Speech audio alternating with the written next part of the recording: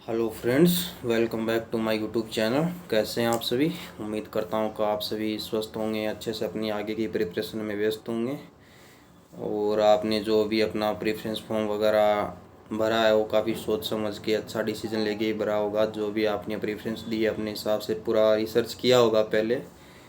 और मैंने इससे पहले भी एक प्रेफरेंस फॉर्म पे कैसे भरें और एक मेडिकल पे जो ऑलरेडी वर्किंग है वो कैसे यूज़ कर सकते हैं, तो ये आपके मेन जो पॉइंट्स थे मैंने कवर करे हैं अच्छे से। मेरे हिसाब से जितना मैं समझा सकता था, जितना मैं जानता था इसके बारे में, पूरा मैंने बताने की कोशिश की है। और अब एक इशू आ रहा था महाराष्ट्र वालों का कि भाई उनको अभी मेल वगैरह, डीवी का मेल वगैरह ऐसा कुछ आया नहीं, तो मेरे हिसाब से भाई आपका भी आ गया होगा। आज की डेट में सुनने में आ रहा है कि भाई 19 से 23 के बीच में आपको बुलाया है डीवी के लिए, महाराष्ट्र वालों को मेडिकल के लिए। तो प्रेफरेंस फॉर्म वगैरह जो भी है आपने अच्छे से कर लिया होगा भाई। और अभी भी कोई नहीं किया है कि कोई बोल रहा है कि जैसे कर्नाटक वालों को डेट दी थी कि भाई लास्ट डेट आपकी 19 है तो 19 तक आप कर लो। तो आप यार लास्ट डेट के चक्कर में मैं यही सजेस्ट करूँगा कि ना रहें, जितना जल्दी हो सकता है आप उतना जल्दी मेल सेंड करते हैं। अब सैटरडे संडे ऑफिस ऑफ रहेगा तो सीधा मंडे को आपके प्रेफरेंस फॉर्म पे काम हो पाएगा अगर आपने अब तक नहीं भेजा है। अगर कल तक आपने भेज दिया होता तो आपके प्रेफरेंस फॉर्म को आज उस पर कुछ ना कुछ एक्शन ज़रूर हो जाता भाई, क्योंकि आज फ्राइडे था, आज ऑफिस खुला था। अब एक सबसे बड़ा जो पॉइंट बन के आ रहा है वो ये आ रहा है कि भाई एक्सटेंशन का, एक्सटेंशन कैसे मिल सकता है, किस बेस पे मिल सकता है, किसको मिलेगा किसको नहीं करेगा। तो इस छोटे से वीडियो के माध्यम से हम आपको एक्सटेंशन के बारे में थोड़ी सी डिटेल देने की कोशिश करूँगा। देखो भाई, एक्सटेंशन अगर सिंपल सा मैं कहूँ तो सभी को मिल सकता है, लेकिन इसका छोटा मोटा रीज़न है। जैसे किसी ने बोला कि भाई हमारा 23 तक, जैसे महाराष्ट्र वालों को आज मेल आया, बोला कि भाई हमारा 23 तक लास्ट डेट बताया कि इससे पहले पहले आ जाना, ये कर लेना वो कर लेना। तो भाई ये सब है डॉक्यूमेंट की बातें, ठीक है। तो यहाँ भी एक सिस्टम है, उसको भी सिस्टम के अकॉर्डिंग ही काम करना होता है। एक जैसे मोस्टली लोग आप में से सीजीएल वाले हैं जो जिनका सीजीएल मेंस है, तो वो बोल रहे हैं भाई वो दोनों डेट आपस में मैच हो रही है, कैसे करें यार, कहीं हमारा कैंडिडेचर कैंसिल ना हो जाए। तो सबसे पहले जिनका डीवी का डेट क्लेश कर रहा है भाई उनको बता देता हूँ, आपको कुछ नहीं करना है। जिस मेल से आपका डीवी के लिए मेल आया उसी मेल के रिप्लाई में एक अच्छे से रिक्वेस्ट करते हुए सामने से और एक रिक्वेस्ट मेल डाल देना है भाई। और आपका जो एडमिट कार्ड है सीजीएल वाला मेंस का, उसको साथ में अटेस्टेड कर देना है, कंफर्म होने के लिए, सामने वाले को विश्वास हो जाए कि बंदा झूठ नहीं बोल रहा है। और उनको बोल देना है कि भाई मेरा ऐसा सा सीन है, मेरा ये हो रखा है, इस डेट को मेरा डीवी भी है और इसी दौरान मेरा सीजीएल मेंस भी है, तो कृपा करके मेरा 2-4 दिन बाद में आप अपनी एक एक्सपेक्टेड डेट दे देना कि मैं इससे इस डेट के बीच में वहाँ अवेलेबल होके मेरा डीवी डॉक्यूमेंट जो भी है वो आपके साथ आके मैं करवा लूँगा। ये काम करना है उनको भाई। आपको अगर उसका रिप्लाई आए या ना आए अपनी तरफ से डाल देना है और उसके बाद आपने जो डेट बताई है उस डेट पे जाके और अपना डीवी करवा लेना, हो जाएगा। उनकी तरफ से रिप्लाई आए 90% चांस है कि नहीं आएगा। अब बात करूं, जैसे आपका डीवी वगैरह हो गया तो उसके बाद आगे का स्टेप क्या होगा भाई। डीवी होने के बाद या तो 2-4 दिन के बाद, या डीवी वाले सेम दिन तो देखो कम ही चांस है, लेकिन डीवी होने के, जैसे मेरा डीवी था 24 को, तो मेरा डीवी 24 को होने के बाद मेरे को 29 तारीख को ऑफर ऑफ अपॉइंटमेंट आया मेल पे। एक ऑफर ऑफ अपॉइंटमेंट भेजेंगे आपको डीवी होने के बाद, उसके साथ में एक अनेक्जर लगा होगा सिंगल पेज का, उसको बोलते हैं ऑफर ऑफ अपॉइंटमेंट को एक्सेप्ट करना है आपको। उसका प्रिंट निकालना है, उस पर कुछ एक आपके रोल नंबर वगैरह, नाम वगैरह, थोड़ी बहुत डिटेल वगैरह, एड्रेस वगैरह वो सब लिखा रहेगा। सेम डेट पे आपको साइन करके उसमें, मतलब ये एप्लीकेशन टाइप में रहेगा, केवल नाम, रोल नंबर और एड्रेस की ये सब जगह स्पेस रहेगी, तो वो आपको खुद से फिल करना है, भेजना है कि मैं आपके इस ऑफर ऑफ अपॉइंटमेंट को एक्सेप्ट कर रहा हूँ भाई। जब आप उनके ऑफर ऑफ अपॉइंटमेंट को एक्सेप्ट कर लेंगे उसके बाद आपका वो जो आपका रीजनल ऑफिस है उसको जोनल ऑफिस भेजेगा आपके एक्सेप्टेंस को। फिर वहाँ से आपका ज्वाइनिंग लेटर इशू होगा, और ज्वाइनिंग लेटर इशू होने की आपको मिलने की नहीं, हो सकता है जैसे आज की डेट में ज्वाइनिंग लेटर इशू हो गया जड्डो से, जड्डो ने भेजा आरओ को, आरओ ने आपको उसको 2 दिन बाद फॉरवर्ड किया, इस बीच में 4 दिन चले गए, तो आपको वो डेट काउंट करनी है जो उस पर डिस्पैच डेट लगी रहती है, किस डेट को आपका ज्वाइनिंग लेटर इशू हुआ है, उस डेट से 15 दिन का टाइम रहता है भाई ज्वाइन करने का। ये लास्ट लाइन लिखी रहेगी ज्वाइनिंग लेटर की। और अगर ये भी लिखा रहेगा if you don't join with in providing जितना भी डेज है your candidature will be cancelled, ऐसा कुछ से लाइन लिखी रहेगी लास्ट में। तो उसको इतना ज़्यादा सीरियसली नहीं लेना है, बोरिंग टाइप में नहीं लेना है, मैं क्या करूँ, अफरा तफरी नहीं मचानी है। अब इसमें दो केस होता है कि एक्सटेंशन का, एक तो जो फ्रेशर है, एक जो ऑलरेडी वर्किंग है। तो भाई जो ऑलरेडी वर्किंग है वो फ्री माइंड रहो, तुम्हारा एक्सटेंशन है पहले से एक्सेप्ट है।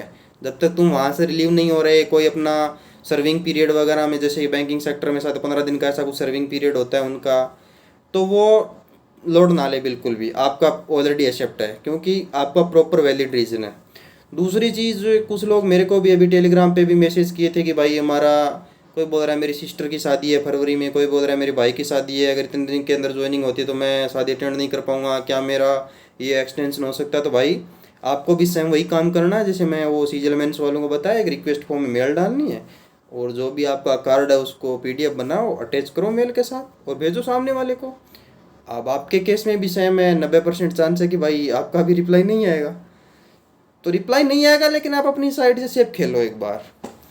रिप्लाई नहीं आना है एक्सटेंशन का, क्या आपका शिफ्ट हुआ नहीं हुआ, सिंपली मेल डालनी है और जो भी रिस्पॉन्स रहता है उसका वेट करो। आए तो अच्छा, ना आए तो अच्छा, आपका फाइनल मेरिट लिस्ट में नाम है, अब आपका कुछ कोई नहीं बिगाड़ सकता, आपकी ज्वाइनिंग होनी है।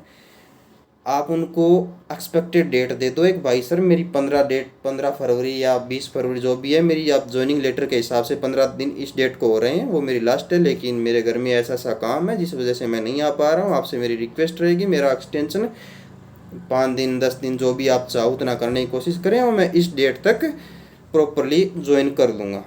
ये हो गया भाई शादी वादी वालों का, उनका जिनका भी फंडा है क्लियर।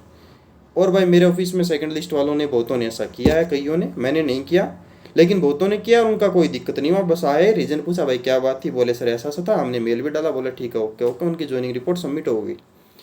अब बात आती है भाई ऑलरेडी वर्किंग वालों की। तो भाई आपको तो जितना चाहो उतना मिल जाएगा, लेकिन क्योंकि वैलिड रीज़न है, आप मान लो जब भी आपका 15 दिन एंड हो रहा हो ज्वाइनिंग लेटर इशू होने से, तो उससे 2-4 दिन पहले मेल डाल देना है और अपना रीज़न बता देना है कि भाई मैंने रिजाइन दे रखा है और वो अंडर प्रोसेस है, रिजाइन एक्सेप्ट होने के बाद मैं टाइमली ज्वाइन कर लूँगा, ऐसा कुछ। और कईयों का, जैसे मैं सियासी शपथ से में था तो मेरी रिजाइन प्रोसेस 7 दिन में ख़त्म हो गई पूरी, मैंने भाई 2 तारीख को रिजाइन लिखा, 8 तारीख को मैं रिजाइन दे दिया कि निकल लिया वहाँ से। लेकिन CRPF वगैरह में जैसे 1-2 भाई लोग CRPF में ऐसा ही भी है और 1-2 लड़के लोग 1-2 BSF में भी अच्छे में, हेड कांस्टेबल मिनिस्ट्रियल भी है जिसमें मैं था। तो वो लोग बोल रहे हैं कि यार हमारा तो CRPF वगैरह में 3-3 महीने का रेजिग्नेशन प्रोसेस खींच जाता है लंबा। तो कुछ नहीं करना, 1-2 बार डालना है और अगर फिर भी आपको कोई रिप्लाई नहीं आए तो जो आपने एप्लीकेशन रेजिग्नेशन के लिए लिखा है अपने डिपार्टमेंट को, उसको साथ में अटैच कर देना है, मतलब एज ए प्रूफ कि आप डिपार्टमेंट के साथ झूठ नहीं बोल रहे हो।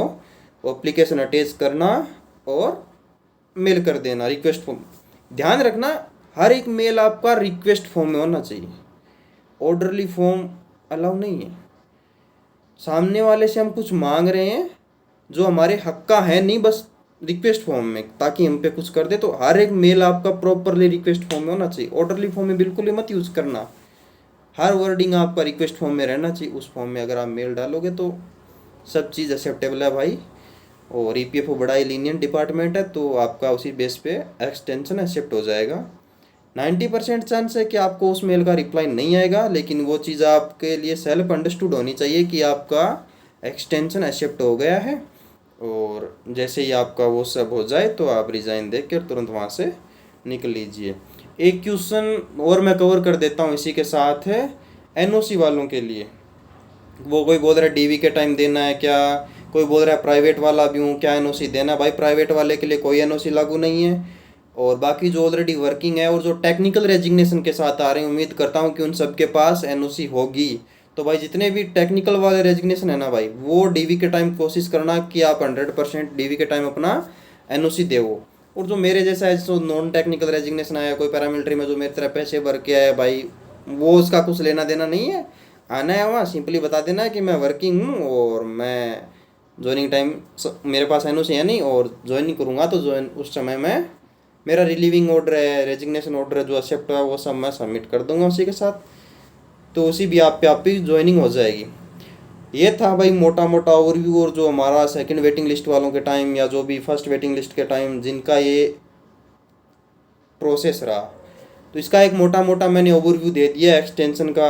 और इसके बाद भी अगर आपको कोई डाउट आता है, कोई पर्टिकुलर और चीज़ पूछनी है, तो भाई आप मेरे को मैसेज कर दीजिए, कमेंट में कमेंट कर दीजिए, मैं रिप्लाई करूँगा। कोई अगर वीडियो बनाने लायक टॉपिक लगेगा तो मैं उस पर वीडियो बना के बता दूँगा। ये है मोटा मोटा। आई होप कि आपको ये सब चीज़ें पसंद आई होगी, और अगर आपको जानकारी थोड़ी काम की लग रही है, ठीक ठाक लग रही है, तो भाई लाइक सब्सक्राइब, आप सब समझदार हो, ग्रेजुएट हो, अपने हिसाब से देख लेना। क्योंकि ये सब डिटेल जो EPFO के बारे में है भाई वो यूट्यूब पे मेरे हिसाब से अवेलेबल नहीं है। एक्सटेंशन वाली, प्रेफरेंस फॉर्म वाली, ऑलरेडी वर्किंग मेडिकल यूज़ करने वाली, ये सब नहीं है। तो अगर मैं ये सब आपको डिटेल दे रहा हूँ, आपका काम आसान कर रहा हूँ, तो एटलीस्ट आप थोड़ा सा सपोर्ट करेंगे। बाकी मिलते हैं अगले वीडियो में किसी नए टॉपिक के साथ, तब तक लगे रहिए भाई।